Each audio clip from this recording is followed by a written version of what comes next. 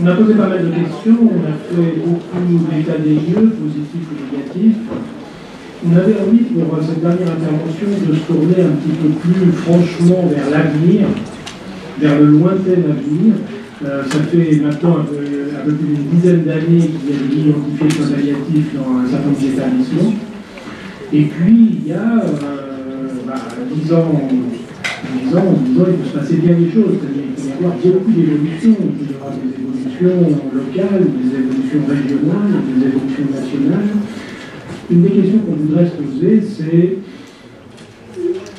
qu'est-ce qui peut nous aider à faire en sorte que ce qu'on construit au jour le jour avec ces identités de soins palliatifs, eh bien, on puisse espérer le pérenniser sur la longue durée. Vous savez, des fois, dans un service, il suffit qu'un chef de service change, toute la politique du service peut changer. Qu'est-ce qu'on peut construire pour être sûr de laisser quelque chose? En d'autres termes, qu'est-ce qu'on peut espérer définir, essayer de définir ce que peut être l'empreinte des lignes identifiées de soins palliatifs, ce que trouveront peut-être les historiens du futur quand ils viendront chercher la trace de notre intervention. C'est pour ça qu'on a demandé à Pascal Vinan, qui est une dinosaure des soins palliatifs,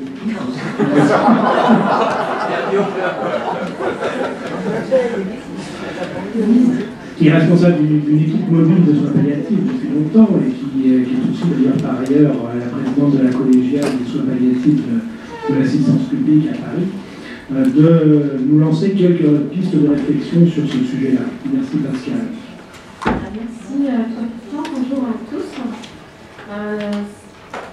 C'est un sujet assez compliqué, je dirais. Je vais essayer d'apporter des éléments de réflexion et de réponse à partir de plusieurs éléments. D'une part, le travail de la SPAC, qui en particulier Christian. Aussi une réflexion assez proche des équipes mobiles, parce qu'on demande de réfléchir sur la stratégie. C'est vrai que les stratégies, la notion de stratégie, c'est très présent dans le travail en équipe mobile. Je me suis pas mal appuyée sur les réflexions de Olivier Jacquin dans son livre Éthique des soins palliatifs, où il parle de notion de stratégie pour les équipes mobiles. Le livre est un peu ancien, il n'est pas parlé vraiment des livres de soins palliatifs, mais je trouve que c'est des choses communes. Et puis d'un document de la DGOS, qui s'intitule, je vous invite à lire si vous ne connaissez pas, qui s'intitule L'évaluation de la contribution des EMSP et des listes à la diffusion d'une culture palliative, qui comporte des éléments de réflexion très importants par rapport justement à la stratégie. Et puis effectivement, très concrètement, en collaboration étroite avec Christian, sur justement comment faire évoluer au sein d'une grande institution comme la PHP qui contient 175 lignes d'identité de soins palliatifs avec beaucoup de dérives, comment on essaye d'avancer en ce moment stratégiquement pour essayer d'améliorer la qualité dans ces lignes. Je me base sur ça. Et puis effectivement, cette expérience très proche des équipes mobiles, où avec très peu de moyens, il a fallu faire avancer les pratiques. Et bien évidemment, il faut un minimum de stratégie. Donc, qui dit stratégie, dit qu'il y a difficulté. Donc, je ne savais pas le niveau de difficulté que vous autorisiez à dire dans cette journée. J'ai entendu que c'était très clairement dit. On va les lister un petit peu tel que nous on les voit en tout cas dans notre institution. Essayer de voir leur origine et puis à partir de ça, envisager quelques pistes de stratégie. Les stratégies, ce n'est pas des réponses. Les stratégies, c'est ce sur quoi on peut s'appuyer pour après décliner dans les différents contextes locaux ce qu'on va faire comme réponse. C'est-à-dire qu'à l'essence but, je vais vous donner quelques exemples de réponses, mais ce n'est pas des réponses universelles. C'est sur la réflexion sur la stratégie, les bases qui permettent de réfléchir, que c'est après chacun définir. Donc les difficultés, bon, vous l'avez beaucoup dit, c'est l'utilisation financière des lits, pas de prise en charge palliative, peu de réalité de la démarche palliative, des interfaces MSP insuffisantes ou inexistantes, ça a été dit clairement tout à l'heure par la RS, avec des établissements qui ont des lignes identifiées. Et puis quelque chose qui pour moi est paradigmatique des dérives et qu'on a vu vraiment exploser ces dernières années, c'est le codage rétrospectif. Avec beaucoup de flou là-dessus, y compris des acteurs de soins palliatifs qui trouvent que c'est bien, parce que c'est une manière de faire et que ça reconnaît une pratique aussi. C'est-à-dire qu'il vaut mieux un codage rétrospectif plutôt que pas de codage du tout. Donc on a vu arriver ça et effectivement on y a réfléchi, on s'est positionné, mais c'est pour moi le maximum de la dérive, c'est-à-dire que personne n'a pensé mettre son malade dans un lit d'identité. Et Daniel disait tout à l'heure, ou Frédéric, qu'effectivement, le malade ne sait pas qu'il est en général dans un lit d'identité de son collectif. Les limites, c'est pas toujours les moyens, donc on ne va pas insister, on en parler. Bon, les listes ne sont pas des unités de santé active, et c'est vrai que la frontière n'est pas toujours facile à cerner dans l'esprit des soignants. Il y a toutes les limites des services qui sont bien connus des équipes mobiles. On faire du soin palliatif dans les services aigus, avec la coexistence des pathologies curatives, palliatives, le turnover qui existe en USP, mais qui est certainement fois fort dans les équipes aiguës, la rotation des lits, les malades qui s'enchaînent, le niveau de formation qui est très hétérogène. Bon, c'est dans ce contexte qu'en général existent les lits d'identité de soins palliatifs avec des motivations variables. On a vu qu'il y avait des référents qui pouvaient ne pas être volontaires, mais les soignants dans les lits d'identité de soins palliatifs, ils viennent travailler dans un service de pneumologie, puis il y a une identification en lit d'identité de soins palliatifs, on ne leur demande pas forcément leur avis s'ils veulent continuer à travailler. Donc c'est pas du tout le même phénomène que dans les unités de soins palliatifs. La pérennité, Christian en a parlé, quand il y a un changement structurel, un changement de chef de service, bon, tout peut rechanger. Le chef de service prend le service de pneumologie avec lui, voilà, il ne va pas les débaptiser parce que ça rapporte de l'argent, mais il n'a pas forcément envie non plus, ou il n'a pas la démarche ou la formation. Donc il faut faire avec tout ça. Et puis les avantages et les limites, je dirais, du passage en ligne d'identité de soins palliatifs qui est non nommé. Donc à la fois c'est un avantage, et Christian tu l'as écrit dans le chapitre que tu as fait dans le manuel de soins palliatifs, où tu as très bien écrit que c'est très bien pour le patient au sens où il y a de l'économie psychique, c'est-à-dire qu'il n'y a pas toute cette difficulté à dire voilà, vous allez être transféré dans une autre structure, des soins de confort, etc. Mais il y a aussi des conséquences négatives, c'est que le malade, effectivement, il ne sait pas du tout qu'il est dans un lit de soins palliatifs, et que le fait qu'on ne le nomme pas, ça retentit aussi sur les soignants, d'une certaine manière. C'est tout ce contexte dans lequel s'inscrivent les lits identifiés. Il y a aussi énormément de questions pour les professionnels de soins palliatifs, leur place et leur rôle, et en particulier les équipes mobiles. L'intérêt financier pour les UMSP des listes, qui est aussi quelque chose qui vient de manière massive. On a eu beaucoup de discussions au sein de l'assistance publique avec les professionnels d'équipes mobiles qui disent attention, il faut absolument coder, et beaucoup coder en ligne d'identité de soins palliatifs, parce que ça permet de financer les UMSP. Donc vous voyez, il y a une espèce de mélange. De crainte aussi, comme a été dit tout à l'heure, les MIGAC, on sent qu'on est sur un siège éjectable, donc bon, on se dit, voilà, on va contribuer à ce qui est du codage. Voilà, les enjeux financiers, c'est pas que les autres, nous aussi on est bien mêlés dessus. Pour moi, les questions très importantes, c'est de savoir si le dispositif permet de transmettre une pratique de soins palliatifs, et est-ce que finalement c'est un bon outil pour l'appropriation de la démarche palliative par les professionnels, qui me semble être à l'origine du dispositif et être la vraie question stratégique, même si effectivement sur l'intervention précédente de l'ARS, j'étais surprise de voir que finalement les référents interviewés pensaient que dans simplement 50% c'était un bon outil pour promouvoir la démarche palliative, et qui pensaient dans 65% que c'était pour les situations complexes.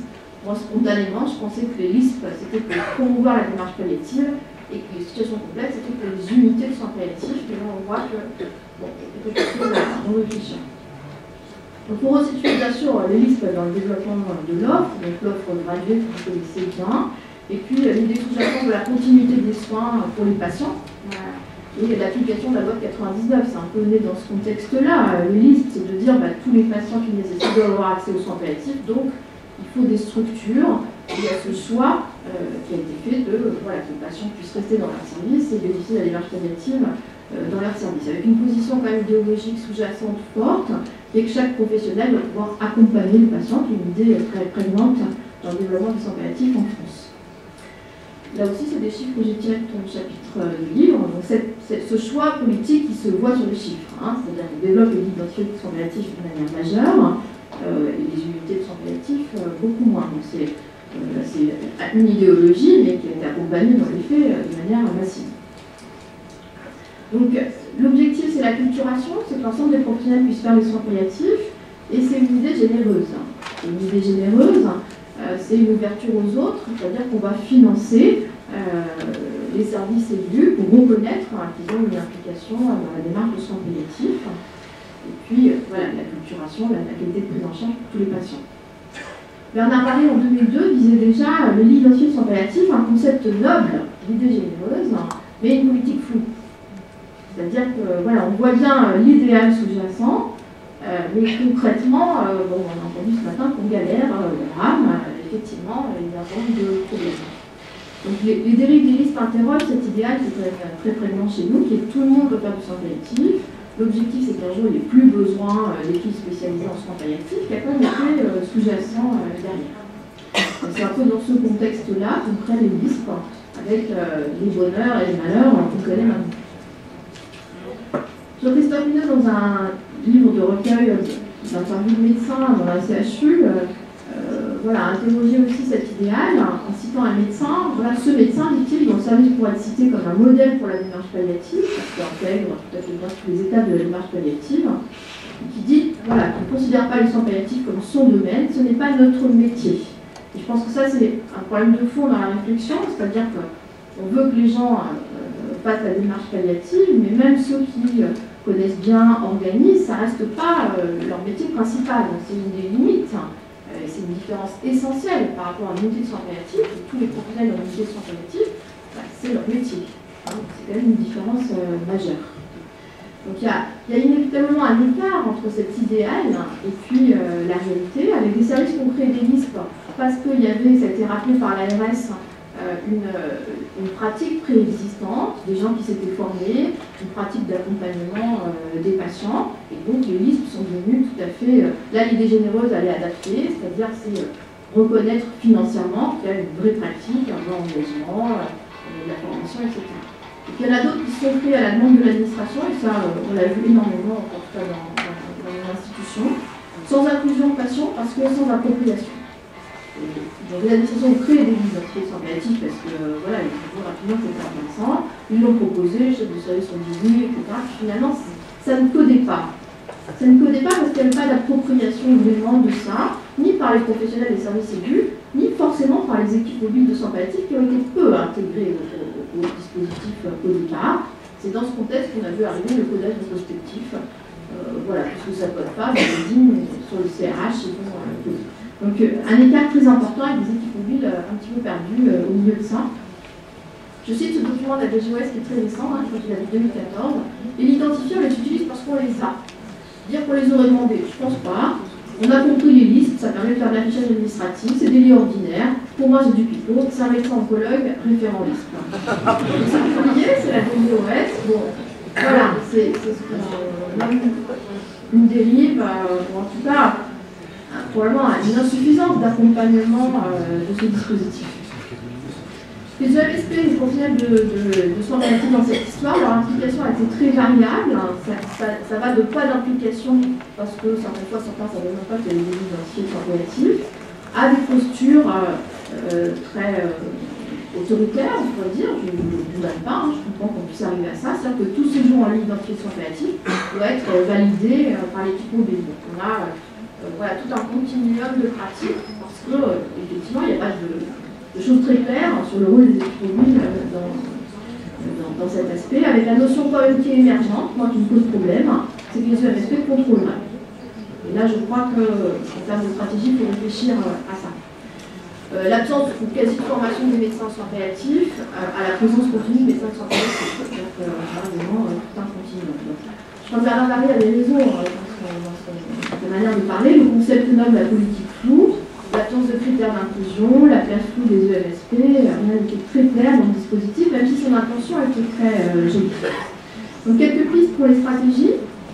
C'est à mon avis essayer, enfin s'autoriser à interroger cet idéal que tout le monde fait le soin palliatif, aussi au regard de la recherche actuelle en soins palliatifs au niveau international et en oncologie, qui est quand même la cause de mortalité. Il y a un nombre important de patients avec cancer dans les lits identifiés de soins palliatifs. C'est le Early Palliative Care qui se développe, vous connaissez ces papiers, le papier de Temel avec la mention des soins palliatifs au diagnostic. Ce papier vient de confirmer dans un Lancet qui prouve la même efficacité du soin palliatif précoce dans tout un tas d'autres pathologies, les pathologies gastro-intestinales, les pathologies médicales, etc. Donc je crois que c'est important aussi de resituer les lits identifiés de soins palliatifs dans cette trajectoire. C'est-à-dire ce qui est efficace en termes de soins palliatifs, c'est aussi le early palliative care, l'anticipation, tout ce que dans le rapport SICAR, le rapport CCNE manque. La collègue d'unité soins palliatifs qui disait que c'était extrêmement difficile avec des patients qui arrivent en 6e ligne, bon, ben, c'est sûr, ça c'est la réalité. Pour infléchir ça, c'est tout le travail en amont qui, à mon avis, est important. Qui me semble important au niveau stratégique aussi pour nous tous, pour moi comme équipe mobile, de ne pas non plus trop focaliser sur les lignes d'identité de soins palliatifs. C'est-à-dire le remettre comme un dispositif, à mon avis, d'appropriation, mais pas réduire le soin palliatif à cette dimension-là. C'est un dispositif dont il faut cerner, mais je crois que l'enjeu des soins palliatifs, c'est quand même aussi en amont. Le deuxième point qui a été beaucoup évoqué en termes de construction de stratégie, c'est réfléchir à la notion de qualité dans ces lignes d'identité de soins palliatifs. Donc là, je reprends un concept de Dominique Jacquemin, qui dit que l'appropriation du référentiel de soins palliatifs ne peut être souvent que partielle dans les services. Il propose comme outil pour penser la notion de gradualité. C'est-à-dire qu'on ne peut pas faire vivre dans un service d'oncologie le référentiel d'une pratique d'unité de soins palliatifs. Or, il n'y a pas tellement de référentiel pour le soin palliatif en service aigu, voilà, avec les ratios de personnel qu'on connaît, avec le niveau de formation tel qu'il est. Donc là, il y a probablement des choses à adapter par la recherche, par l'évaluation. Hein, c'est ce que Dominique Jacquemin appelle le sens du tenable. Sinon, on est en permanence en décalage avec des soignants en permanence dans les services aigus qui disent mais on fait mal, on fait mal, on fait mal. Non, on fait bien. Il y a aussi cette espèce voilà, de décalage très important. Toujours dans ce rapport de la DGOS, ils ont cette phrase à méditer, je ne vais pas encore aller jusqu'au bout de la réflexion, il dit pour les professionnels des unités de soins palliatifs, il existe un projet de soins à réaliser. Donc, quand on rentre dans une unité de soins palliatifs, je crois que les professionnels ont un projet pour le malade que vous accueillez. Pour les services avec l'ISP, la fin de vie est une crise à contenir. Je trouve ça assez. Alors, je pense qu'il peut y avoir des lignes d'identité de soins palliatifs qui ont des vrais projets pour le malade. Mais honnêtement, en toute modestie, voilà, je travaille dans un CHU, certaines fois c'est vrai. Même moi, en tant qu'équipe mobile, je n'ai pas forcément un projet. Il va falloir gérer 4 Disney dans le service, 3 ailleurs. Vous voyez, c'est pas magnifique quand on peut faire le projet, et ça nous fait plaisir, quand on a le temps, etc. Mais certaines fois, c'est aussi ça. Hein, quand voilà, on est appelé aux urgences, les équipes mobiles connaissent ça. Et je crois qu'il y a quelque chose de vrai dans ce qu'ils disent, même si, voilà, qui peut le mieux, bien sûr, on peut aussi faire des projets dans les lignes d'identité soins palliatifs en équipe mobile, hein, mais il y a quelque chose de vrai dans le fait. Donc les pistes, c'est aussi réfléchir, redéfinir des standards de soins palliatifs en service aigu. On a beaucoup parlé de normes, des normes de personnel, et aussi des objectifs à atteindre minimaux exigibles pour un soin palliatif dans la réalité de ce qu'on vit en service aigu. Donc il y a cette gradualité, c'est-à-dire que peut-être qu'il faut diminuer en qualité, mais sur quoi? C'est une question importante sur... voilà. Mais par contre, un certain niveau de qualité est totalement exigible. On ne peut pas toucher, comme je dis, les 20 000 € de la case départ et pas avoir de qualité en regard. Donc ça, je pense que c'est vraiment important de travailler là-dessus. Et la phrase qui nous a servi, en tout cas pour travailler sur les stratégies en équipe mobile et sur le travail institutionnel à la PHP, c'est cette phrase qui avait été élaborée dans un travail européen sur les équipes mobiles, qui essaie de comprendre, aussi de déterminer la limite à tracer entre un compromis acceptable et une compromission inacceptable. Et quand il y a une compromission inacceptable, c'est impossible. Et il faut, voilà, comme disait Daniel, aller batailler. Et c'est important dans chaque contexte de pouvoir réfléchir à ça. Le sens du tenable, c'est-à-dire que par exemple, quand on entend que les médecins des services référents doivent avoir un DU de soins palliatifs, honnêtement, dans un CHU, avec le niveau de performance dans les différents spécialistes d'organes, c'est pas toujours atteignable. Donc c'est vraiment quelque chose qui paraît totalement inatteignable. Si en revanche il y a une très bonne collaboration à l'équipe mobile, bon, c'est un compromis acceptable. Vous voyez, c'est ce genre de réflexion à décliner dans chaque institution. Hein. Par exemple, à la PHP, dans le cas de Christian Mène, on considère que le codage rétrospectif est inacceptable. Je suis allée à la CME en disant devant le président de la Sécurité publique, c'est inacceptable. Voilà, donc, il y a beaucoup de remous, etc. Parce que d'un côté, il faut des sous. Et le trou de la santé publique est immense. Le déficit budgétaire. Et vous voyez, c'est peut-être fixer quelques lignes où on va au combat, et puis d'autres choses où on aménage. C'est un peu ça, il me semble, la stratégie. L'absence de collaboration avec le MSP est pour nous inacceptable à l'instance publique où il y a des équipes mobiles partout, donc c'est ce qu'on a fixé, hein, le collectif a fixé ça en accord avec les référents, mais je ne dis pas que c'est la solution générale, hein, c'est nous, notre compromis, notre compromission. La chimiothérapie palliative, vous en avez parlé, voilà, on a encore des points d'interrogation, mais on se voit vendredi pour en parler avec le groupe. C'est un sujet, à mon avis, très important. Il y a des chimiothérapies classiques dans ces lignes identifiées de soins palliatifs. Il y a aussi une réalité de prise en charge vraiment palliative avec un investissement d'équipe mobile, un patient qui arrive au diagnostic, et effectivement les biomarqueurs, et on a envie de tester quand même sur 10 jours, mais il y a quand même une énorme prise en charge palliative. Bon, je crois que si on est dans une définition claire, ça peut s'accepter ou pas. Je comprendrais très bien que certains disent non. Et peut-être que nous on dira non, on n'a pas encore tranché sur cette question, vous voyez, il n'est pas encore. L'absence de début, j'en ai parlé. La collégialité, nous semble vraiment le fondateur. Hein, c'est-à-dire qu'un RCP tracé, c'est non négociable. Parce qu'avec la collégialité, il y a la pluridisciplinarité qui est la base de la démarche palliative, et puis il y a l'altérité, si possible, avec l'équipe mobile. Donc on doit pouvoir tenir quelque chose à peu près de la qualité avec ses bases. C'est à titre d'exemple. Les contrôles, il en a beaucoup été parlé, donc je crois que c'est indispensable. Le contrôle de l'EMSP, moi je ne suis pas d'accord. Je veux dire, c'est comme quand on avance l'argument du coût pour une chimiothérapie lourde. C'est pas le cancérologue qui va dire que je ne la donne pas, c'est inhumain. Moi je ne vais pas aller voir mon collègue, dire tu fais n'importe quoi. Bon, on peut le dire comme ça, mais c'est pas tenable. Donc on passe au-dessus, et c'est ce qu'on a fait effectivement au niveau de la santé publique, en ayant constaté qu'il y avait des problèmes partout, on est passé tout à fait au-dessus. Disons, bon, voilà, on a un problème général, et comment on peut le traiter. Enfin, je crois que c'est très important. Et c'est sûr que le rôle des ARS est infiniment précieux. Je crois que la collaboration que vous avez décrite et votre engagement à nos côtés permet d'avancer des stratégies, des outils aussi et du contrôle et collectif, et qui me paraît très important. La question de l'évaluation aussi reste majeure, mais avec ce problème méthodologique quasi insurmontable, et pour évaluer ce qui se passe, il faudrait savoir qui sont ces malades. Et on sait que le codage rétrospectif du coup n'est pas fiable. Donc c'est sûr que pour avancer, y compris pour la gradualité, il faudrait pouvoir évaluer ces dossiers, mais on a pour l'instant un problème de repérage tant qu'on n'a pas mis les choses d'après. Puis les besoins des patients, c'est la base, mais il faut absolument pouvoir faire des projets de recherche dessus. Donc le contrôle institutionnel, les évaluations, les EPP, ça avait été dit, je pense que tout ça c'est des choses extrêmement importantes. Et nous on a vraiment axé la stratégie sur la décision et les médecins. Parce que c'est vrai que souvent, effectivement, il y a des référents soignants. Nous, il nous semble que c'est très important que les médecins s'engagent, parce que c'est eux qui vont prendre la décision de passer. Et par rapport à la gradualité, toujours dans ce document de la DGOS, ils disent maintenir une référence d'un idéal d'accompagnement qui s'est construit dans des unités très dotées en moyens, sans dire comment il est réévalué dans les services de soins ordinaires n'est pas tenable. Donc là, il y a un vrai travail à faire. Et c'est là où le dispositif, et on a envie d'être positif effectivement en conclusion, c'est-à-dire que c'est l'identifié de soins palliatifs, c'est un formidable outil, je pense quand même, d'appropriation de la démarche palliative, et malgré les galères et les moments où les équipes se sont sentis complètement sachant plus comment prendre les dérives, progressivement, on voit en tout cas chez nous, mais je pense dans beaucoup d'endroits, que finalement ça peut être structurant.